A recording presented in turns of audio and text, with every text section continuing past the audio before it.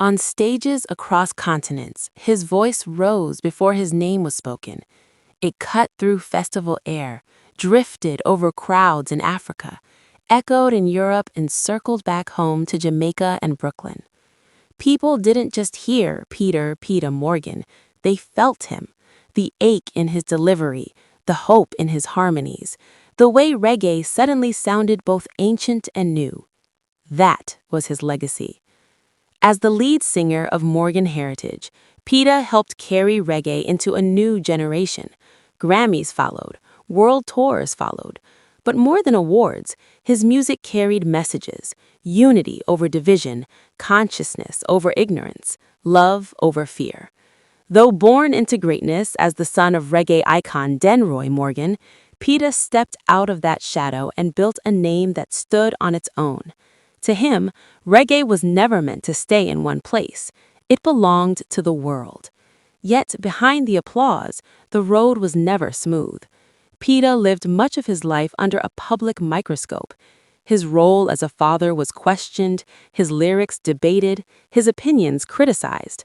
Songs sparked controversy. Words spoken in interviews drew backlash. Long silences from the group fueled rumors of division within both the band and the family. Carrying a legendary surname meant every misstep felt louder, every flaw more visible. Even as he sang about togetherness, his own life reflected struggle, fractured relationships, public judgment, and the constant weight of expectation. And still, he showed up. He sang. He reconciled where he could. He kept believing in the message he delivered to millions. In the end, Peetah Morgan's story is not one of perfection, but of truth. A man of extraordinary talent and human complexity. A voice that lifted generations, even while bearing its own quiet battles. His music remains, a reminder that legacy is not just built in triumph, but in endurance, honesty, and the courage to keep singing. The house in Brooklyn never slept on weekends. Voices rose before the sun, harmonies stacking on top of one another until the walls seemed to hum. A young boy stood shoulder to shoulder with his siblings, back straight, breath controlled, eyes fixed on his father. A missed note meant starting over. No complaints, no shortcuts. This was how Peetah Anthony Morgan learned music, not as entertainment, but as duty. Born on July 11, 1977, in Brooklyn, New York, Peetah entered a family where music was inheritance. His father, Denroy Morgan, was already a Jamaican reggae legend, and legacy sat heavy in the room. On February 25, 2024, that unmistakable voice, soaring, aching, unmistakably soulful, fell silent.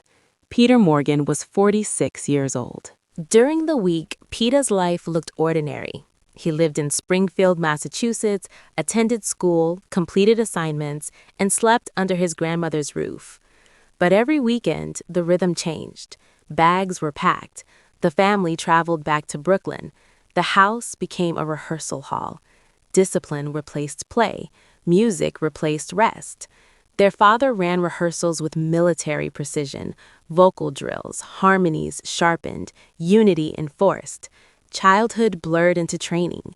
It was demanding, sometimes unforgiving, but it forged something rare: siblings who could breathe as one.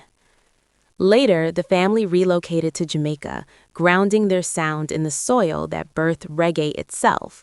Peetah would eventually describe his youth simply: American at school, Jamaican at home. That tension between worlds, cultures, and expectations settled into his voice. It made him global, but never rootless. Denroy Morgan fathered more than 20 children, possibly closer to 30, but within that vast family tree, 5 siblings formed the trunk.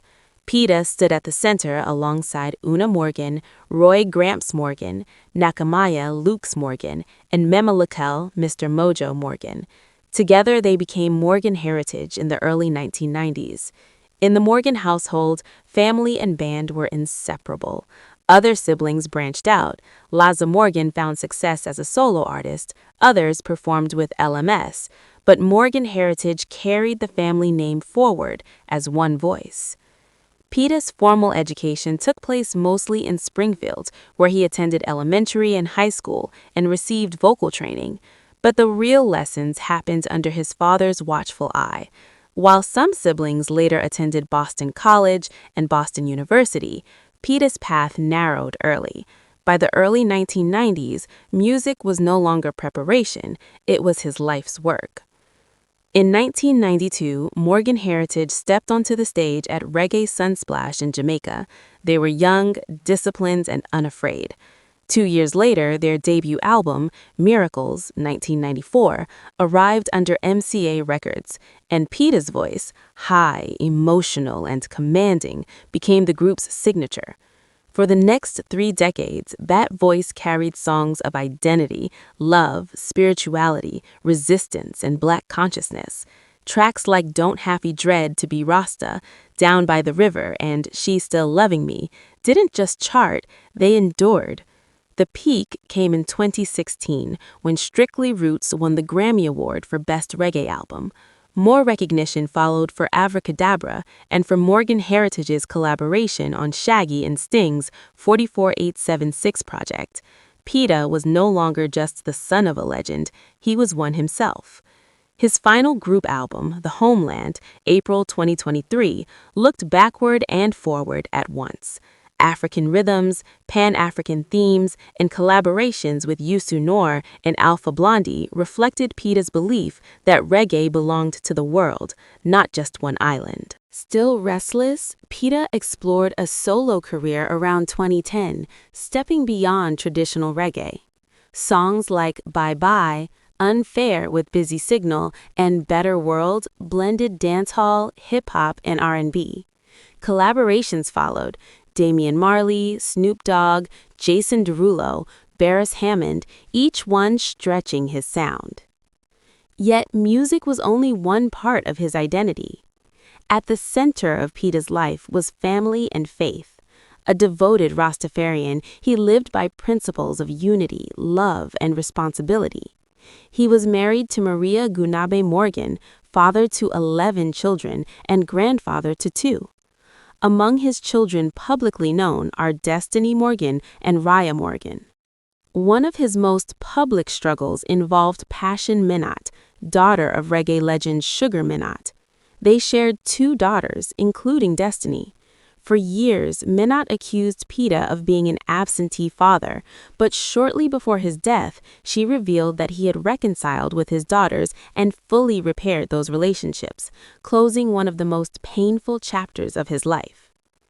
Financially, Peetah kept his numbers private, but his influence spoke loudly.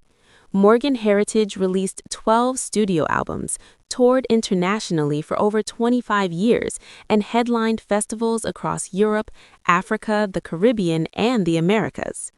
Through their independent label, CTBC, Cool to Be Conscious Music Group, they retained ownership of their masters, rare power in the music industry. Beyond the stage, Peetah invested in land and agriculture, particularly in Kenya, which he often called his second home.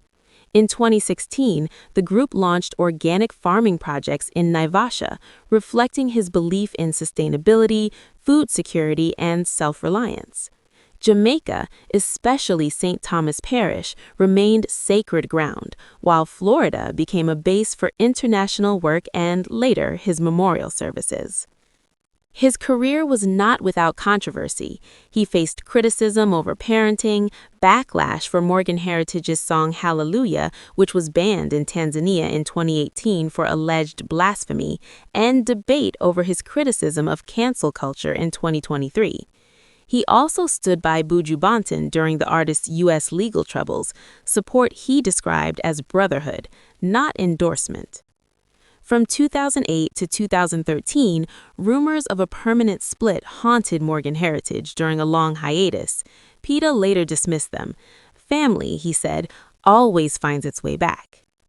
In death, his family chose silence over spectacle. No official cause was released. Grams Morgan described it as a 1 in a million rare condition, quick, merciful and not cancer, AIDS, or any widely speculated illness. The illness lasted 30 to 45 days. Peetah did not suffer. Peetah Morgan passed away in the United States on February 25, 2024. But his voice did not leave. It lingers in harmonies drilled into childhood walls, in reggae stages across continents, in lyrics that still teach, comfort, and confront.